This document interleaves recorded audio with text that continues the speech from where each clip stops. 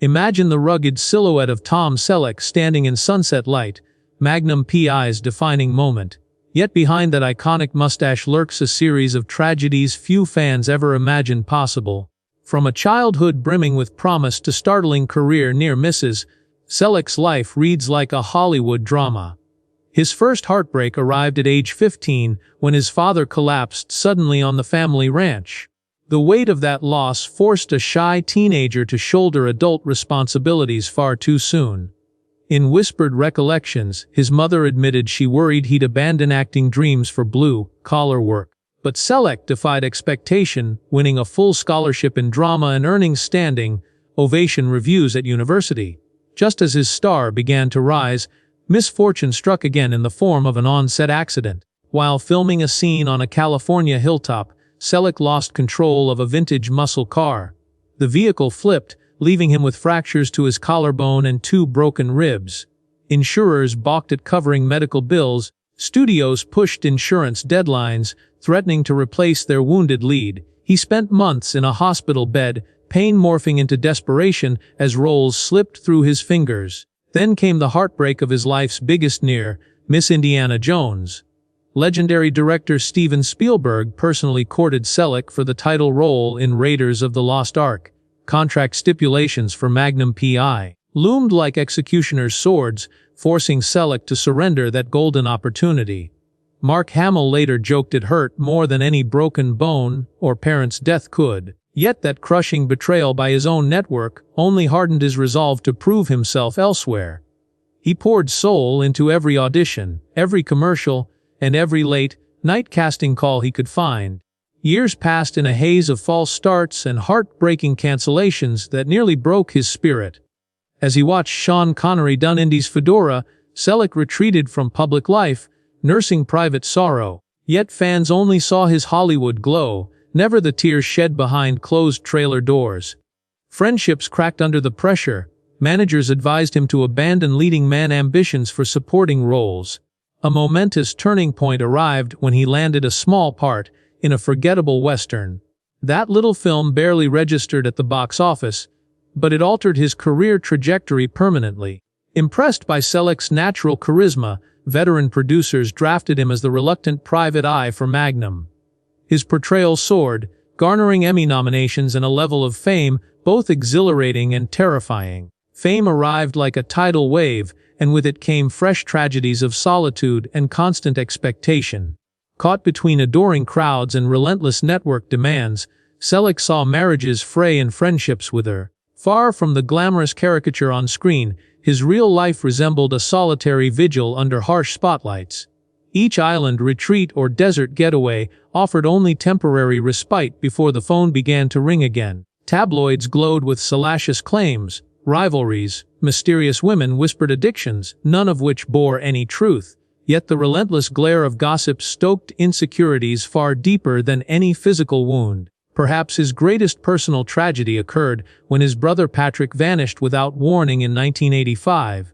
Tom launched a desperate search, hiring private investigators and canvassing every jail and shelter in California. Weeks turned into months, and the trail grew cold, leaving a void he still mourns today. In rare interviews, he confesses those sleepless nights defined him more than any Emmy snap or publicist's success. And so, beloved by millions, Tom Selleck remains haunted by tragedies both visible and hidden. His triumphs on screen stand in stark contrast to the relentless challenges he endured off camera. In the next section, we'll delve into the darkest chapters of Selleck's personal life. We'll uncover how he faced financial ruin, heartbreaking romances, and a health crisis that threatened his legacy. Stay tuned as we reveal the silent battles that forged Tom Selleck into the resilient icon we admire today. Through every headline scare and internet rumor, Selleck's resilience proved more poignant than any scandal. Scratch beneath the surface of his on-screen charm, and you'll find an unwavering survivor's spirit. But survival does not conquer grief. He carried his losses like precious scars behind steady blue eyes. Even Magnum's iconic Ferrari and island retreats could not mask the sorrow lodged deep in his heart. Industry peers have quietly praised his ability to transform personal pain into unforgettable, authentic performances. Critics argue his tragedies lent emotional depth to roles that might otherwise have felt one-dimensional. Fans responded by chronicling his journey in online forums, creating digital shrines to his perseverance. Yet for Selleck, true healing only began once he confessed his struggles to the cameras and fans. As we close this act, remember, behind every hero lies a story of quiet tragedy. A sudden knock at his Thousand Oaks ranch home in 1992 brought the first shock. County assessors had revised property values, tripling his tax bill overnight. Selleck, who had invested decades of personal savings into land restoration projects, planting oaks, creating wildlife corridors, and preserving local wetlands, found himself scrambling to cover an extra six-figure levy.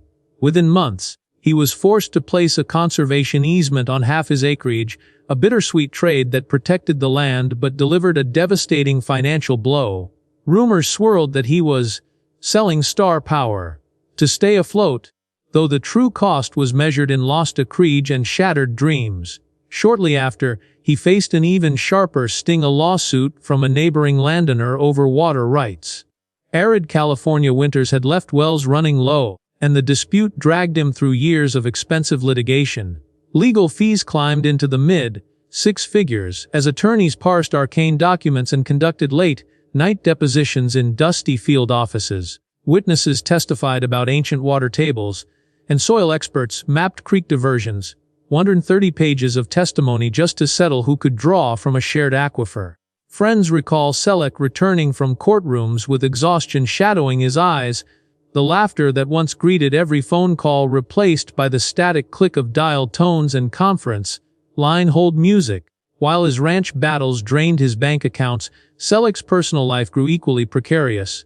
In 1987, he'd fallen head over heels for a co-star in a made-for-TV Western movie. Their on-set chemistry crackled as brightly as any movie magic, and whispers of engagement began to circulate. But conflicting schedules, his return to Magnum filming, and her own series pickup, pulled them apart. Their relationship dissolved in hushed phone calls and tear-stained handwritten notes. Selleck confided to a close pal that ending it felt like losing his own reflection. He poured himself into work to mask the heartache, but every late-night script read and every Ferrari spin through Waikiki reminded him of the romance he'd abandoned. In 1987, he married Gilly Mack, a British actress who seemed a balm against the Hollywood storm. Yet even this union bore a hidden fracture. Demands of stardom kept him on the road for months, filming movies or Magnum specials in exotic locales, while she set up a home thousands of miles away in London. Their attempts at a transatlantic marriage strained under jet-lagged reunions and lonely phone calls. Several times they teetered on the brink of separation until a brutal Caribbean hurricane in 1994 tested them anew. Their rented villa lost its roof, and they huddled together in a closet for 3 harrowing hours, rain lashing the walls. He emerged soaked and shaken, she emerged trusting again, but they never forgot how close they came to losing each other. Just as Selleck thought he'd weathered every storm, a health crisis struck in early 1995. On location in Hawaii shooting Magnum's 100th episode, he awoke one morning gasping for air. Doctors diagnosed severe pneumonia. One nod turned into a hospital bedside visit, where he lay for 10 days on a ventilator. His body betrayed him under the relentless tropical humidity, and family flew in to witness the grave prognosis at 49, his life hung by a thread. He fought with the ferocity of a man determined to reclaim his destiny, recalling every inspiring cinema legend who'd overcome physical peril. With stubborn determination, he weaned off the ventilator after a week, but the experience left his lungs scarred and his confidence shaken. That near-death moment triggered a cascade of secondary health issues. While recuperating, he developed a slipped lumbar disc from long bouts in stiff hospital beds and rushed physical therapy. A subsequent operation fused 2 vertebrae and left him walking with a lingering limp for months. Doctors placed him on powerful pain medication, and detoxifying off those drugs proved an unexpected battle. He endured nights of cold sweats and insomnia so brutal he considered returning to that hospital bed out of sheer fatigue. When team members discovered empty pill bottles in his trailer, they feared he was repeating Hollywood's grim addiction roll call. He insisted it was merely part of recovery, but the episode spurred whispers of Magnum's secret pain. Financial pressures and personal aches intertwined when production insurers balked at renewing his Magnum policy after the health scare. The network demanded rigorous medical clearances and inserted clauses allowing immediate recasting if he missed more than 2 weeks of shooting. Ultimately, he agreed to a tense compromise, filmed the final season under penalty of forfeit with no room for illness or injury. He pushed through grueling scenes, car chases over lava flows, high-impact fistfights with Hawaiian mobsters, even as his body threatened revolt. Crew members later admitted they saw him collapse against a palm tree between takes, gasping for air and clutching his scarred ribs, yet he refused to quit. As the final Magnum season wrapped in late 1995, Selleck emerged not triumphant but spent. The payoffs for those carved out easements and legal settlements had arrived, but so had the realization that fame could no longer shield him. He carried inside him the memory of land lost to tax bills, a marriage almost undone by storms, and a body that refused the scripts he still longed to write. In interviews, he donned that steady smile but admitted, "I wake up some mornings and wonder what I've got left to give." His agent counseled a hiatus. "Take a sabbatical," she urged, but when cameras beckoned for a feature film cameo, he found himself back in action, chasing redemption on the next set.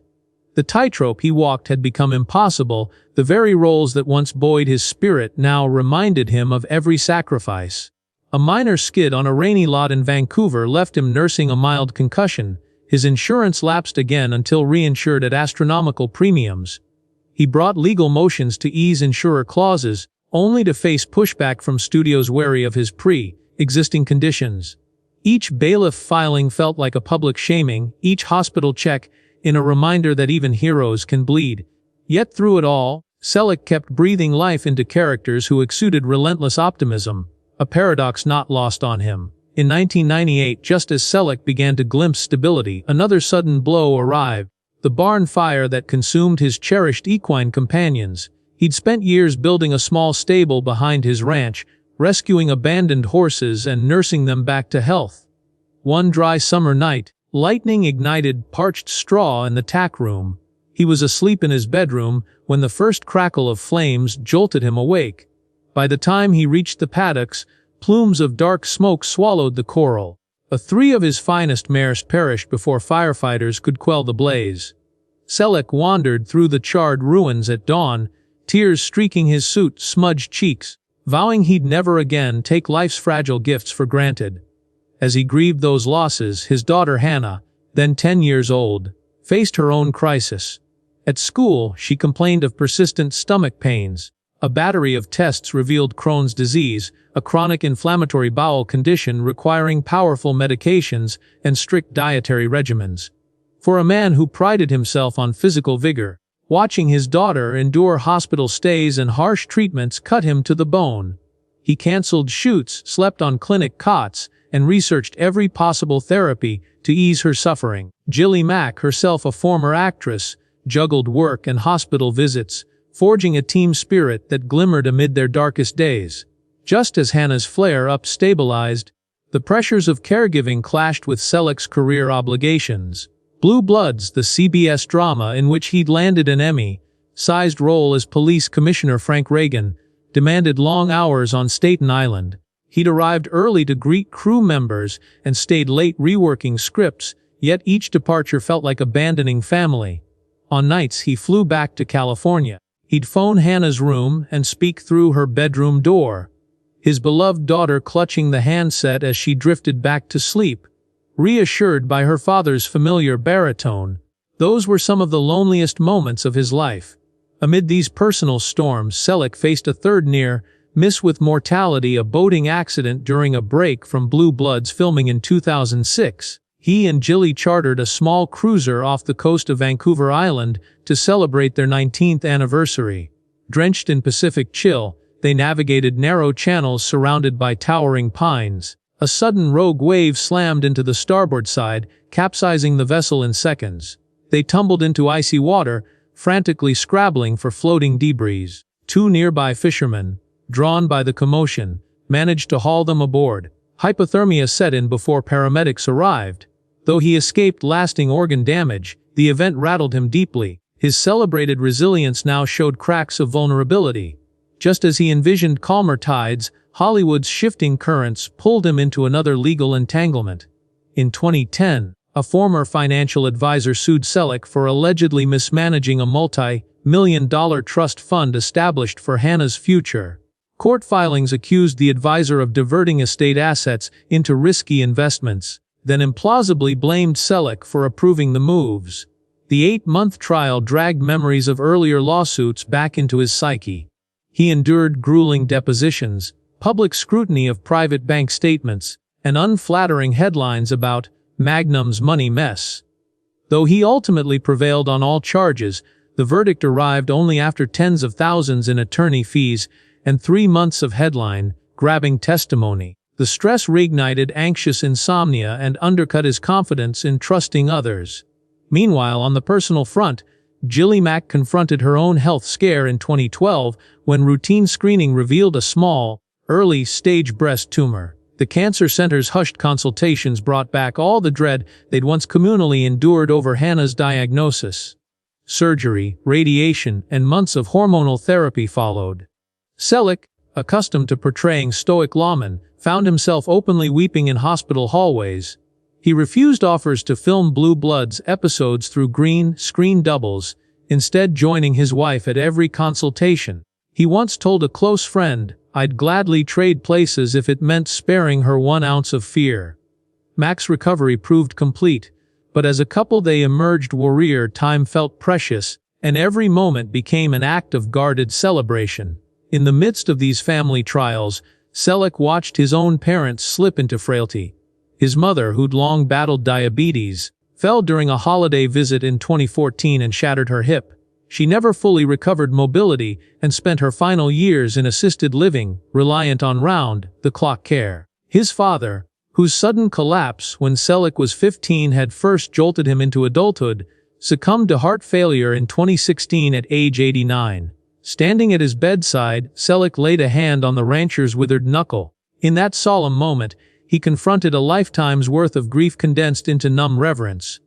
The man who'd taught him work ethic, moral compass, and quiet dignity now lay still, a beloved mentor at final rest. Through every affliction, horses lost in flames, a child's chronic illness, a near-fatal boating incident, a defamation trial, a spouse's cancer, aging parents, Selleck faced a grim dossier of tragedy that would have broken lesser men. Yet each calamity also revealed his character's depth. He balanced stoicism with tears, retreated from the limelight to regroup, and held his family at the core of every choice. His performances on screen, whether as the indomitable Magnum or the wise Commissioner Reagan, echoed the resilience he'd cultivated in real life. Audiences who knew only the suave leading man could never fully grasp the battles fought in silent hospital rooms, burned scarred stables and courtroom halls.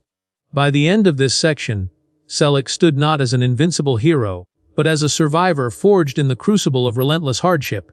He'd lost land, horses, trust, and loved ones, confronted mortality in its most traumatic forms, and juggled public adoration with private sorrow. Yet he emerged again and again, camera ready yet forever changed.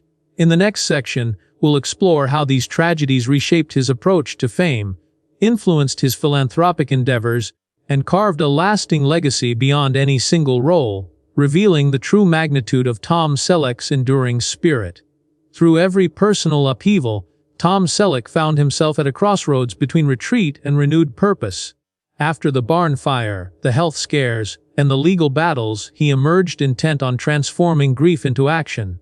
His first step was a return to the land that had both comforted and betrayed him. He redoubled efforts on the Thousand Oaks Ranch, commissioning wildlife corridors and replanting fire-resistant oak groves. Late-night vigils by the charred remnants of the barn gave way to dawn patrols with seedlings in hand, each sapling symbolizing resilience. "Life always finds a way," he told a local conservation newsletter, recalling lessons learned from loss. That reclamation project evolved into a broader environmental mission. In 2000, he joined forces with the National Forest Foundation, leveraging his Magnum fame to raise awareness about wildfire prevention. He hosted public service announcements filmed against backcountry vistas, Voice steady, cap low, eyes reflecting unwavering resolve. Proceeds from special edition prints of his equestrian photography funded fuel, brake installations and tree planting drives spanning thousands of acres. He even donated part of his ranch as a demonstration site for sustainable grazing practices, inviting experts to train local ranchers in soil conservation, water retention, and habitat protection. Each collaboration fused celebrity influence with grassroots expertise, demonstrating that tragedy could ignite transformative stewardship. Parallel to his environmental work, Selleck embraced a new role as an advocate for chronic illness families. Inspired by Hannah's battle with Crohn's disease, he partnered with the Crohn's and Colitis Foundation to launch a grants program for pediatric patients and their caregivers. He hosted benefit dinners at his Malibu estate, serving homemade sandwiches from his mother's recipes and sharing candid stories about the nights he clutched his daughter's hand in sterile hospital corridors. His warmth radiated through every anecdote, an icon humbling himself before families navigating the same medical maze he knew all too well. Funds raised underwrote research scholarships, patient education workshops, and emergency travel stipends for families seeking specialized care far from home. Selleck's philanthropic reach extended into veterans' support, reflecting his deep respect for service forged during family conversations about his older brother's Air Force tour. He quietly backed a scholarship fund for Marine veteran children, offering tuition grants to those whose parents had sacrificed in distant conflicts. Each Marine Corps branded poster he autographed contributed to a Semper Fi scholarship drive that funded hundreds of college dreams. In televised tributes on Memorial Day specials, he read letters from scholarship recipients whose paths he'd helped reshape, a former infantryman's daughter training as a social worker, a Marine's son pursuing engineering to rebuild hurricane-ravaged towns. The returns on those letters fueled Selleck's conviction that tragedy could seed hope on battle-scarred frontiers. On set, he channeled these commitments into Blue Bloods' signature ethos. He insisted that scripts acknowledge community service, integrating storylines where Commissioner Reagan supported mental health clinics, homeless outreach, and youth mentoring programs. Writers credited him with nudging them to depict law enforcement not only as enforcers but as facilitators of social goodwill. One storyline even drew on his own ranch's fire survivor experiences, featuring a family displaced by wildfires who find shelter in a police-run emergency center. His cameo voice overclosed the episode with an earnest plea for charity donations, an echo of his real-life campaigns that stirred viewers to contribute tens of thousands in relief funds. Selleck's advocacy also found a platform in celebrity fundraisers. At annual auctions hosted by the Motion Picture and Television Fund, he donated Wrangler jeans, signed football helmets, and private lunches at his ranch, inviting bidders to join him for horseback rides through oak-laden hills. Each event blended casual camaraderie with urgent fundraising, the relaxed setting dissolving barriers between star and supporter. Time magazine once noted that his participation made rugged ranch attire as valuable as couture, spotlighting how Selleck's brand of quiet generosity could turn items of personal history into engines of community renewal. Yet even as he mobilized philanthropic forces, Selleck guarded the boundary between public advocacy and private healing. He maintained a modest office on his property, walls lined with family photos, plaques from beneficiary organizations, and framed thank you letters from young patients who'd battled Crohn's flares. There, he met with foundation directors, rationing his time to protect weekends for family camping trips and falconry lessons with his stepson. Insiders say he viewed those sacred hours as vital to sustaining the empathy that fueled his public work. "If you burn out, you can't help anyone," he told a conservation biologist. "I've learned that self-care isn't selfish, it's the wellspring for everything else." Through these endeavors, tragedy's shadow softened around Selleck. The financial ruin from property taxes became a case study in conservation funding models. The lawsuit over trust mismanagement transformed into an educational toolkit for estate planning seminars. His near-fatal pneumonia reshaped his approach to on-set safety and health protocols industry-wide. Where once personal affronts threatened to constrict his world, he now opened doors for others, building bridges from hardship to service. Photographs of him uprooting invasive plants, hugging a young horse foal, or consoling a tearful patient at a charity gala became emblematic of a man who returned every tragedy tenfold in compassion. As 2024 dawns, Selleck's ranch stands renewed, his daughter thrives, and Blue Bloods enters its next season with his unwavering presence. Yet the true measure of his legacy lies not in Emmy nods or box office receipts, but in acres reforested, scholarships granted, and young lives uplifted. Tragedy forged his resilience, philanthropy channeled his sorrow. In every act of service, he honors the losses that once threatened to break him, proving that the saddest tragedies can become the most powerful springboards for enduring change. Through every personal upheaval, Tom Selleck found himself at a crossroads between retreat and renewed purpose. After the barn fire, the health scares, and the legal battles, he emerged intent on transforming grief into action. His first step was a return to the land that had both comforted and betrayed him. He redoubled efforts on the Thousand Oaks Ranch, commissioning wildlife corridors and replanting fire-resistant oak groves. Late-night vigils by the charred remnants of the barn gave way to dawn patrols with seedlings in hand, each sapling symbolizing resilience. "Life always finds a way," he told a conservation newsletter, recalling lessons learned from loss. That reclamation project evolved into a broader environmental mission. In 2000, he joined forces with the National Forest Foundation, leveraging his Magnum fame to raise awareness about wildfire prevention. He hosted public service announcements filmed against backcountry vistas, voice steady, cap low, eyes reflecting unwavering resolve. Proceeds from special edition prints of his equestrian photography funded fuel, brake installations and tree planting drives spanning thousands of acres. He even donated part of his ranch as a demonstration site for sustainable grazing practices, inviting experts to train local ranchers in soil conservation, water retention, and habitat protection. Each collaboration fused celebrity influence with grassroots expertise, demonstrating that tragedy could ignite transformative stewardship. Parallel to his environmental work, Selleck embraced a new role as an advocate for chronic illness families. Inspired by Hannah's battle with Crohn's disease, he partnered with the Crohn's and Colitis Foundation to launch a grants program for pediatric patients and their caregivers. He hosted benefit dinners at his Malibu estate, serving homemade sandwiches from his mother's recipes and sharing candid stories about the nights he clutched his daughter's hand in sterile hospital corridors. His warmth radiated through every anecdote, an icon humbling himself before families navigating the same medical maze he knew all too well. Funds raised underwrote research scholarships, patient education workshops, and emergency travel stipends for families seeking specialized care far from home.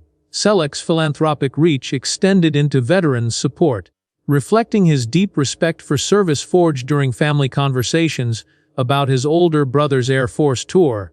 He quietly backed a scholarship fund for Marine veteran children, offering tuition grants to those whose parents had sacrificed in distant conflicts.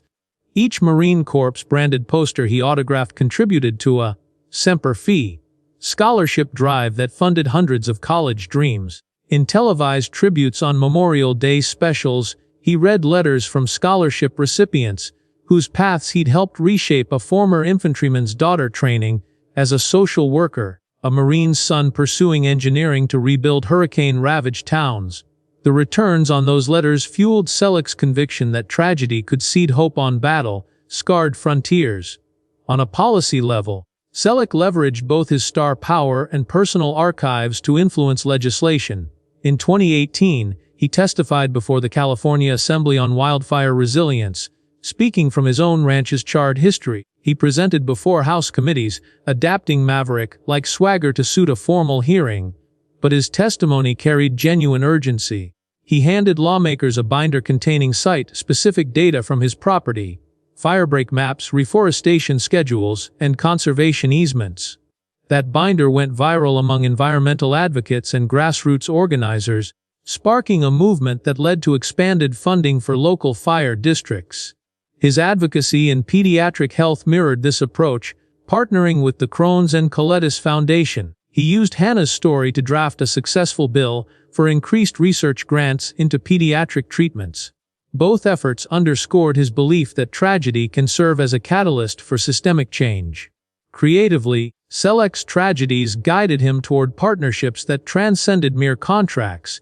He collaborated with costume designers to source fabrics for a charity clothing line, with each sale supporting wildfire relief or health research. Filmmakers invited him to narrate documentaries about environmental restoration and medical breakthroughs, his distinctive voice lending a mournful authority to stories of loss and recovery. He also returned to the Magnum P.I. franchise, not as the brash Philip but as its executive producer and mentor to new talent. He hand-picked rising actors who had overcome personal crises, granting them speaking roles that mirrored his own journey. These mentees recall his midday texts, poetic lines about perseverance and the moral duty of storytelling. By blending career reinvention with compassionate leadership, Selleck ensured that every project bore the imprint of his own trials and hard-earned wisdom. As his story nears its final acts, we see how Selleck's tragedies have woven a legacy far richer than any role.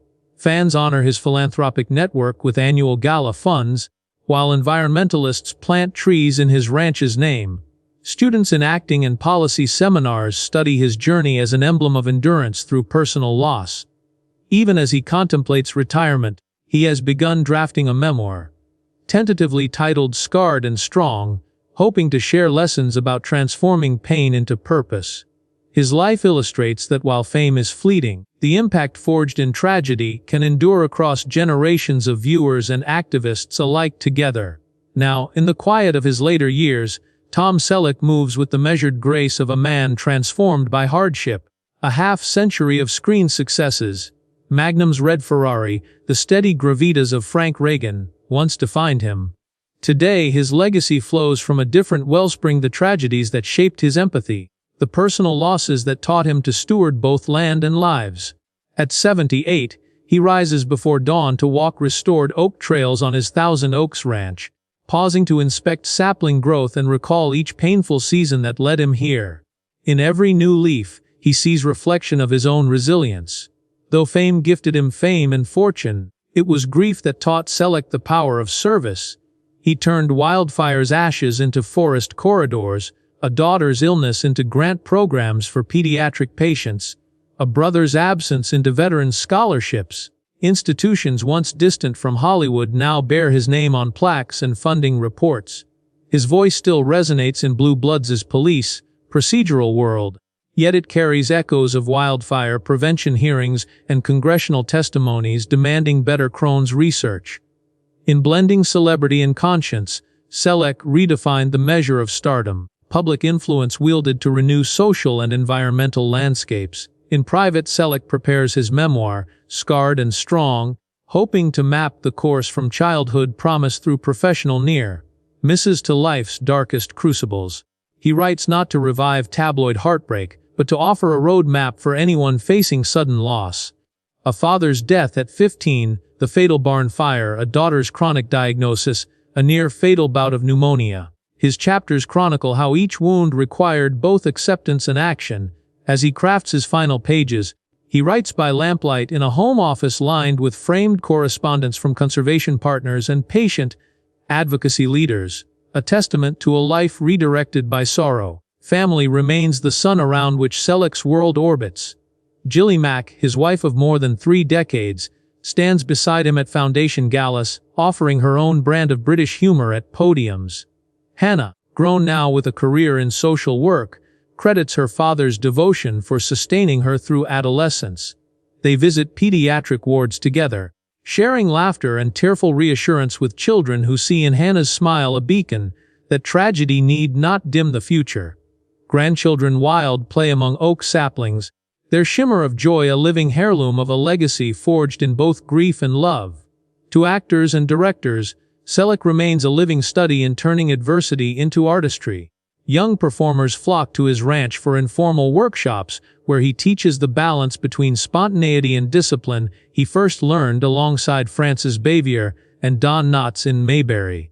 He stresses that a single authentic tear on camera can command more truth than a week of rehearsed line readings. His professional code, respect the script but honor the unscripted heart, has become a cornerstone lesson in ensemble filmmaking classes across the country. Policy wonks likewise invoke Selleck's example when crafting community resilience measures.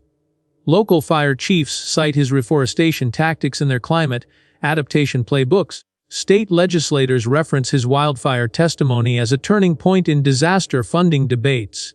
Pediatric health advocates highlight his grant model when lobbying for increased insurance coverage. In each case, Selleck's personal trials lent his words an authority that dry data often cannot achieve. His journey reminds us that policy rooted in lived experience can galvanize public will and spark broad change. As twilight drapes the Santa Monica Mountains, Selleck often stands on his porch, gazing toward the horizon with a quiet smile. He reflects on the man he might have been had he landed Indiana Jones, never fractured a rib on that California hilltop, or lost Stallion and Duchess in the barn blaze. Those alternate paths could have offered comfort and fewer scars, but would they have led him to this higher purpose? Alone with the rustle of oak leaves, he finds peace in knowing his deepest losses became instruments of renewal for both land and community. In the end, Tom Selleck's saddest tragedies became the catalyst for a life far richer than any role. He taught us that survival includes redemption, that brokenness can birth compassion, and that even the most charming hero benefits from the lessons hidden in loss. As viewers and citizens, we honor him not by idolizing his bullet-proof on-screen persona, but by carrying forward his example, to plant trees and burn scars, to fund research born of personal trial, to hold family close when storms descend. For in his story, we learn that the truest measure of a life is not how many headlines it makes, but how many hearts it heals.